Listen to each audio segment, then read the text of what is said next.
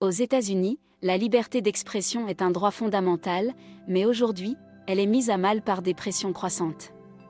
Récemment, une quarantaine de sociétés de journalistes se sont unies pour dénoncer ces atteintes.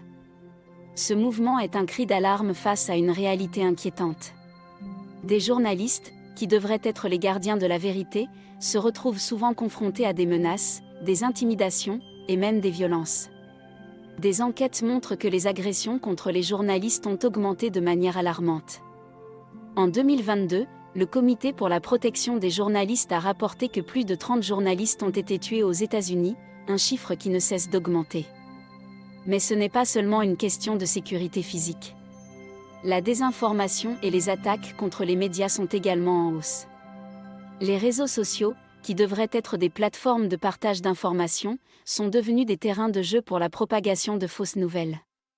Cela crée un climat de méfiance envers les médias traditionnels, qui sont souvent accusés de partialité. Les sociétés de journalistes soulignent que cette situation nuit à la démocratie. Sans une presse libre et indépendante, il est impossible de tenir les puissants responsables de leurs actes. Les enquêtes sur la corruption, les abus de pouvoir et les injustices sociales sont essentielles pour une société saine. En réponse à cette crise, ces organisations appellent à des actions concrètes. Elles demandent une meilleure protection des journalistes, des lois plus strictes contre les violences faites à la presse, et un soutien accru pour le journalisme d'investigation. Il est crucial que le public prenne conscience de ces enjeux. La liberté d'expression ne doit pas être considérée comme acquise. Chaque fois qu'un journaliste est attaqué, c'est notre droit à l'information qui est menacé. En soutenant le journalisme, nous défendons notre propre liberté.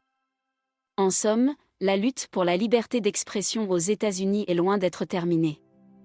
Les journalistes, en première ligne, méritent notre soutien et notre respect. C'est à nous tous de veiller à ce que la voix de la presse reste forte et libre.